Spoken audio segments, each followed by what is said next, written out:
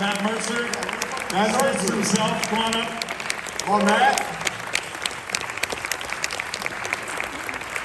There he's coming. Joaquin. He's had to keep his hair like this for like 4 years. He looks so much better. He looks like a pencil. What? A pencil eraser. I guess my first question, Joe, do you own a waterbed? I did for the movie. Fortunately, it ruined my back when I tried to sleep on it, so we had to fucking dismantle it every time that we shot, and then I would go to bed. That seems like a pain in the ass. But I guess you were saying, basically lockdown, pandemic, you were like looking at people making basically Zoom type horror movies and stuff. You're like, I have 16 millimeter, I can do something a little bit more. So what was kind of really the genesis of where you're like, I want to do a very self-contained, one room almost, kind of like DIY horror movie? Well, it was just that people were doing that, and I have a cool apartment. I have a lot of great technician friends, and I don't know.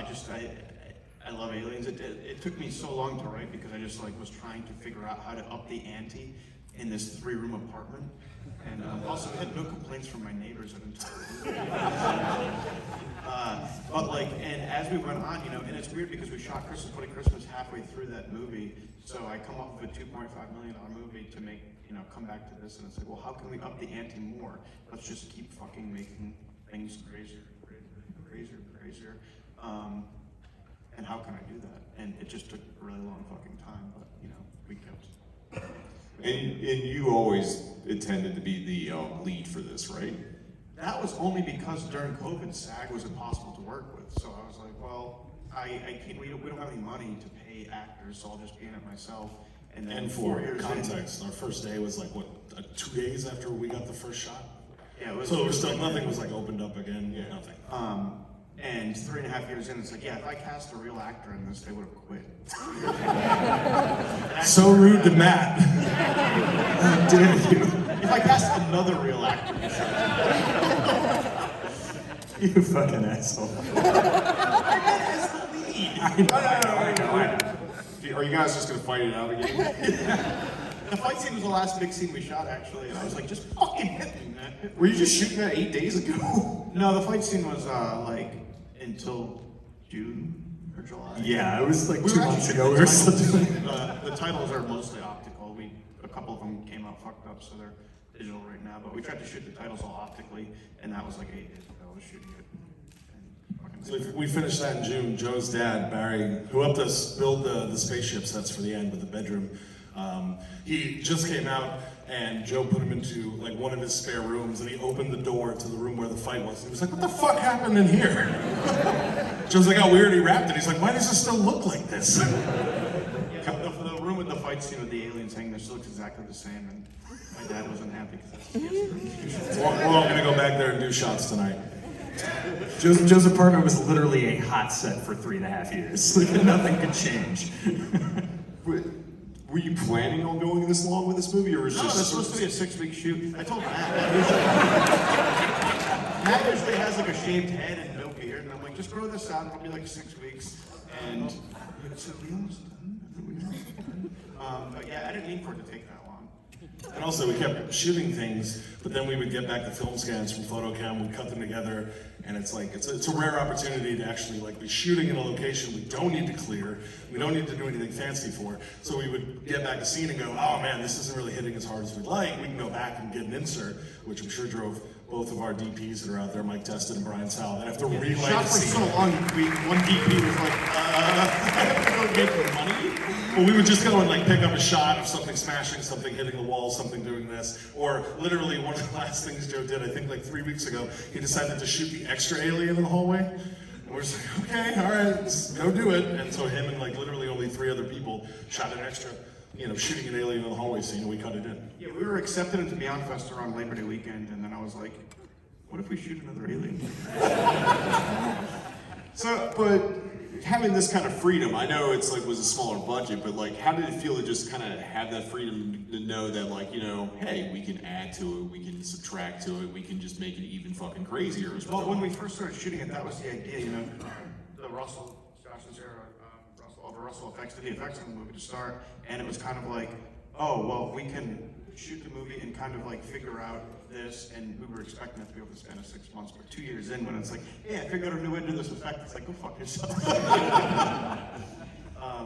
So that was kind of, but you know, it is weird. Like the process of doing it was really cool, but it sucked that it was so spread out. And we also got Christmas Bloody Christmas going midway through it, so that was like a 1.5 year process. So that like it was weird to go make that movie, then come back and do this. You know, there was pros and cons to that, but we definitely didn't want it to take that long. And the process was really cool that we got to like kind of organically make the movie and figure that out. But it definitely should have taken long. This movie takes place over 24 hours on 4 different ages. In the beginning of the movie, Joe turns to him and says, "Take a hike. There's the fucking door." And the camera whips back, and it whips back to Matt 2 years prior. And then Joe, and then it follows them in the hallway, and that's Joe 2 years prior.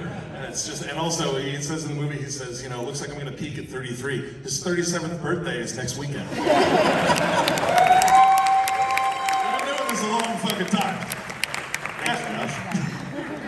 Now, as you're shooting footage, and you're doing rough cuts as you're going, right? Hey, we were cutting and sound designing the whole time, temping, and just throwing everything at the wall that we could. So we always had kind of a workable cut, and then it really kicked into gear probably this spring when he started collecting bigger pieces. He's like, okay, I've finalized what I'm going to do with the opening, and we're going to shoot this montage, and started collecting all of our friends that were in it, like Dean and Jay and Steve and Jen, and started just building it out. And we were like, okay, now it's all starting to fill out more, and gave it to more collaborators, and kept going. Matt, are you gonna keep the hair? For a little while. I think it's gonna have to go soon. I have some other projects coming up, so we'll see, but probably not. Plays Homeless Man #2.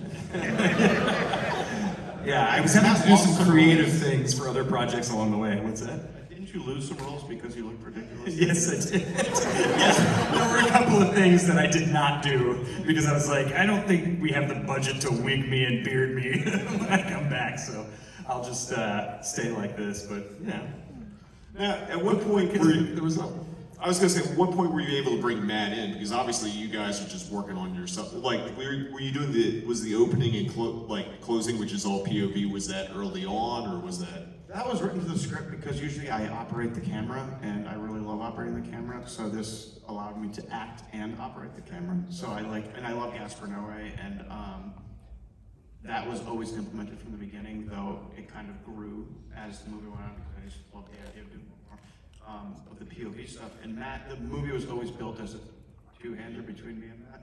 Although weirdly enough, I brought this up to Matt a few weeks ago, and he didn't actually remember. But it was intended for him to be the lead, and I was going to be the friend. But my acting ability I couldn't do the arc like Matt did. So My favorite part is when he comes back as Rambo in the third reel. Coke, a little smoke. You know, it's like the best, it's most fun. Now, because you were running camera and doing basically your own POV, you were making up things to do, like you had like a blunt holder and stuff like that on the camera, didn't you? Yeah, well, the thing is the camera's like right here, so when you're doing shit to the camera, it's off screen. So like there was a straw that came out, so I was like smoking through a straw like this, in my mouth and trying to blow it out, and then I would pull the whiskey up and I would just put my finger out and just dump all over my shoulder and chest. It was a nightmare. And then the lens is like, or the monitor is like right here, so I'm trying to fucking go around, and we just drilled into my apartment ceiling into all the beams, trying to find stun rigs so that Josh is like down the hallway and he's like running with the fucking rope like this so that I rip up to the ceiling. Yeah, it's fucking. Are you ever going to get your deposit back for this apartment? It's been 5 years. California State Law. It's well past the 5 or 7 year deadline. You'll get it back. Also, the deposit, the production value I got out of this deposit. Valid. Now, I gotta ask, what the fuck was that blood made of? It's actually neon paint used for EDM concerts. So if you go on Amazon and you look for the 5-gallon tank, it's like fucking some DJ with a Gatling gun just blowing it all over the audience. And it washes out, thankfully. Like, we would just get covered, but it sucked towards the end. It's like, we're gonna be completely covered, and we would just be dunking our heads in it. We're just like running it down our face. Fucking awful. My apartment is still. My carpets are like a wafer, like the We would go to pick up a shot, and Matt would come in, and he was like fresh, like get ready to get into his outfit. And I was like, I'm sorry, man, you gotta cover yourself in shit, like immediately, and stay that way. it's freezing cold, you cover yourself in this shit. It's like a month goes by, it's like, hey, you gotta come back, we gotta get this one shot of you covered in shit. And so you just dip your hands in this bucket of Methicil or whatever it is, and just cover yourself. And I find it, I would find it like a month later coming out of my ear. It just stays in you, Was there ever a point that you felt like it was no longer a movie and you were just living that experience? Late 2021. Yeah, it's weird. I've been living on this set forever. I don't know. It's just I have no objectivity anymore. It's like a purgatory. My apartment still isn't back to normal because we've been so fucking busy finishing the movie. But yeah, it's real bizarre. But how was it tonight to actually watch it with the crowd of people, and especially Beyond Fest, because this has been your home festival for every single movie you made? It made it all worth it. What do you guys think? That's what I think. What about you guys, Josh, Matt? I mean, this was thrilling. I hadn't seen the fully polished, finished version, and to see it with sound and color and music, I mean, I was sort of giddy because it, all comes together. And also, I just want to say, you're really selling yourself short. You do have an arc, and you're a lot better than you're giving yourself credit for because you carry the entire movie. Don't worry, Matt. He'll hire you again. Don't worry. Don't worry. Give round of applause. He carries the fucking movie. So I'm gonna have an 8 Mile. That's all I can do. What about you, Josh? What about me? About how was your experience watching? Oh man, we came actually. Jim let us in last night after Sal played, and we got to spot check the DCP, but only about 5 minutes of it. So I figured okay, so for 5 minutes I'll be okay, and then for 75 I'll be like a total fucking wreck. But I was happy to watch it with people and hear a reaction. That was definitely worth it. So where do you guys go from here? Do you just ride this to the bar? Well, yeah, obviously. No one's doubting that part of this. But with this out there, it's getting ready to play a couple other festivals and stuff, and do you want to keep doing movies like this and kind of mix up doing some of the bigger projects that you guys usually do, and then kind of going back and doing kind of smaller Bad Taste, Evil Dead style? Yeah, I think it's just the nature of how much I just need to make movies. Like with Bliss and VFW, I kind of did a really low budget and a bigger budget movie just by nature of I need to make something. And then while I was making Bliss, VFW happened. Then the pandemic happened, and I'm I need to make something, so I started making this. Then Christmas happened. So it's I'm always trying to chase more money because obviously more money you get to do cooler shit and bigger stuff.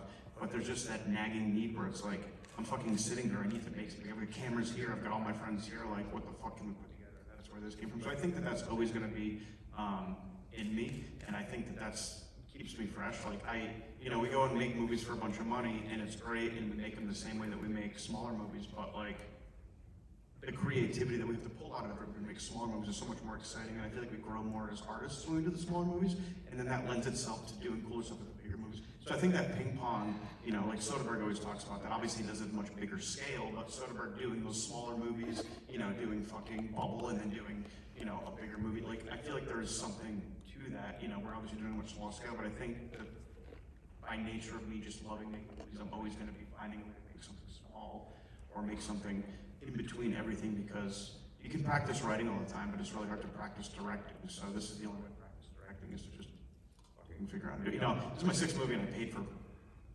every spare dollar I have is going towards a movie, and it's I'm an established filmmaker. I'm still fucking broke because I'm paying for my movies, but I wouldn't have it any other way.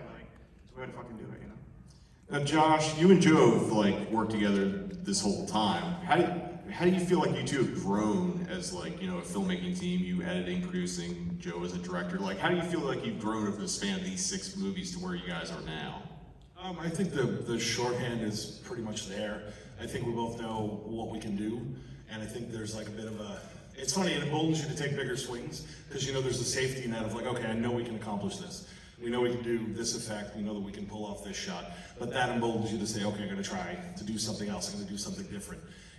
Both Christmas and DFW were much more straightforward edits. But I wanted to go back to doing something like Bliss, which is just, there was a Variety review that said Bliss was nothing but 80 minutes of screaming nudity and violence cut together with the deftness of a chainsaw. And I was that's the fucking point. And so it was going back to something like that. Joe got an 8mm camera, when we went to go shoot Christmas Funny Christmas, and he was on this Oliver Stone kick. He's like, I'm gonna shoot a bunch of 8mm inserts. We're just gonna fucking slam them into the cut. And it was like, great, okay, fine, let's go shoot him.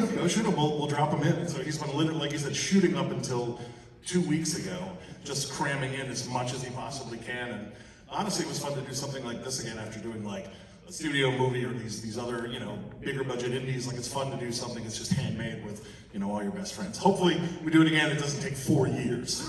That would be the one thing. You gotta remember, both Peter Jackson and Sam Raimi took 4 years to do Evil Dead back to For their first movies. For the first was seven, yeah. But it's okay because like the pandemic's a fresh start. You get to start over again. Before we all hit the bar, as I'm sure some people are ready to, you guys got any closing thoughts about tonight and just in Jimmy and Stiggs in general? I don't know. I'm just fucking glad to be here. I'm glad that pretty much everybody stuck around for the Q&A, which I guess is a good sign. It's a super small. Let's do a couple audience questions. You want to do some audience questions? It better be fucking good. All right. Oh god, no, we won't skip questions. Good, Rick. It was a fried MacBook. So yes. Was that also a comment on like how you felt about all the Zoom horror movies that were coming out of that period? I actually did a bunch of pre-production on that MacBook and it fried like right when I was about to shoot the movie, but we kept it around so I was like, I know I'll use this somehow. Right there. What material were the aliens made out of? Josh and Sarah Russell? Latex? This is Sierra, she's thinking in the back. She doesn't fucking know. Bubble gum and duct tape, I think she said. Bubble wrap and duct tape. Yeah, by the end it was like super glue and some Play-Doh and How many aliens were there created for this? probably 12. Like we kept building them. Like we started off with a few and then we needed them to do more things. We needed to do more things. So we kind of figured out as we went along, like we need this one. You know, they started out really solid and we needed them to flop around and we needed their mouths smooth and we needed their hands smooth. So it was kind of like we were R&D'ing it basically as we were shooting. But there's probably like a dozen, maybe. And I just look at like 5 of them at my apartment just chilling like that. How many of them were destroyed then? You got 5 left. I have 4 left, so 8. It's pretty good. All right. In the back there? Are you gonna make Satanic Summer? Is that I wish. I tried to make it for a long time in 2017. What I really wanted to do was actually have a title sequence for this movie where it's like behind the scenes of Satanic Summer, so I could actually shoot scenes for my script. It was a camp slasher. That never happened. So yeah, thanks, Adam.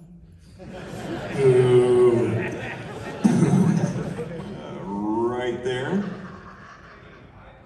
noticed that a lot of your dialogue seems to be very like off the cuff or improvised. I was just wondering how do you block that out and how much is improvised? Because the art of everything becomes so naturalistic. I'm just curious like how much of that is like pre-planned and how much of that is just like in the moment. So basically, I write it and it ends up being a beat sheet, and me and Matt will kind of rough it out. So like we have to hit these points, and then we'll get there, and we'll be improvising or kind of improvising based on what the scene is. And a lot of times I'll just go so off the cuff, and Matt's thrown off. He's like, I don't know what the fuck we're doing right here. Yeah, there were a lot of scenes I was like, wait, what are we doing? What is That this? scene where I have the machete and I slam it on his head, like we weren't connecting on the dialogue, so I just pulled the machete out and started swinging it towards his head. He got the dialogue real quick, I'll tell you what. Something came out. I shat my pants. There's only like this. I think the fight scene, which we shot not too long ago, was like the one time where when we finished it, and you were like, I think that's the only time we've stayed on book. Like all of it was like the script was out. We always hit the beats, but it was generally something different. Which is kind of how I work usually. Like it's nice to get into a space and it's like you guys we need to get to this spot. So like being on the floor and figuring it out and then having the camera there and doing all that, like that's just the best way. Like you're on the floor, you're figuring out the scene, we know where we need to end, we know where we need to come in, we know where we need to hit. And as collaborators figuring it out together in front of the camera. That's usually how it works. So it was also fun to be doing that in front of the camera. I think it taught me a lot about directing, it taught me a lot about working with actors, it taught me a lot about how to work in a scene with multiple actors. So And I actually think that, you know, Christmas Funny Christmas, we started doing this before that, and a lot of the stuff that we were doing improv-wise kind of fed into how we did the dialogue and that. So it was a really good exercise in, you know, film school, I guess, doing this movie. Right there. As the pandemic ended and you could get outside the apartment, how much did you want to get outside the apartment? And do you like giving yourself rules? I think once it started, you know, I had ideas of trying to get out of the apartment, but it just felt like I was stretching too much, and I wanted to, like, how can we keep it contained, because that's how it was started. As far as giving myself roles, I really didn't like being the lead in my own movie, because I like operating the camera and working with other actors. But I think from here on out, I do like having little bit parts, especially, you know, I cast all my friends in my movies, and they're getting SAG residual checks, and I'm fucking getting nothing. So I started casting myself in my movies so that I can enjoy the SAG residuals and all my friends. So you're basically basically, like 2-3 days on a movie is like the perfect amount, and then I can, you know, get in, get out, get my residuals. so basically like Dogma 95, we're doing Begos 20 for a new set of rules, Yeah. right? Begos 2024. Right there. So for the fight scene between you and Matt, how long did it take to shoot that? And B, were you, I mean, I look like you were influenced by They Live, because there's just this endless fight that you kept hooked on, like stopping, like, okay, we're done, and then kept going. Was that a clear influence, or? Yeah, I mean, They Live is obviously a cool fight scene between good friends. That was an influence for sure, a core influence. Now, here's the thing. It took 6 months to shoot, but Matt had a day job where he was editing 12 hours a day. I needed like 5 other people there to flick lights, blow blood. So like, you know, Matt gets out of work at 7 p.m. and we're all sitting there. We get covered in blood, we figure it out, and we get one shot.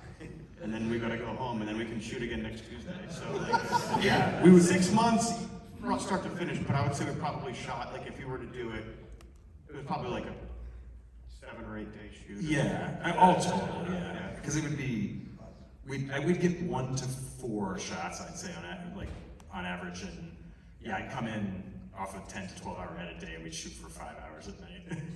Just, you know, we started shooting with Mike Teston, who was my DP on Bliss and VFW, and then we finished with Brian Stahl, who was my DP on Christmas, just because the movie took so fucking long. And the thing is we didn't have a gaffer or grips or anything, so we get in, there's 9 flashing lights, we have a very distinct lighting pattern, so they're like gaffing, gripping, doing everything themselves. Me and Matt are getting covered in blood, we're trying to block the scene out, we finally shoot it, I gotta go watch the fight, it's a fucking nightmare, it takes 6 7 and hours, you get one setup.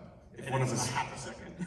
to get half a second, and if one of us wasn't in the shot, you were either operating camera or we were pumping blood or shooting fire or operating the hazer or flashing the neon lights. There's about 5 different flashing lights in the room. You know, we're covered in blood, we're trying to operate this equipment, and then the equipment fucks up because it's now covered in blood, and like, it's a fucking I can't believe how long that fucking chainsaw lasted. I cannot believe it didn't die. And there was even one day I went in the prop room and it was sitting there and I didn't realize the battery was still there. I was fishing around for something and it just came on. I was like, this thing is still working? It never died, even though it was like completely blood-logged. All right, you want to do one more? Yeah. All right, make it good. Wow. Going once. Oh, there, right there. I was wondering about the music. Did you make any of the music? What was that band when like the snail aliens were crawling out of the bodies? It was really drudgy.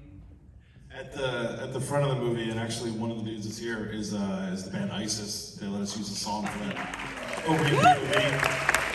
And then at the end of the movie is actually the Body, who also just let us use that track. Because I've been temping with it for years. That's actually when Dora has her final fight with True and Bliss, we temped it with that song. I was just like, no way we're gonna get it. But since then we've seen them like 5 or 6 times here in LA, and we always just wander up drunk to the merch booth, so now we're buds, and they let us use the song. So be nice to musicians, that's all. Joe, Josh, Matt, thank you guys for coming. Thank you guys for here. Give it up. Make sure you tell everyone to go see Jimmy and Stiggs wherever it's going to land. Thank you guys.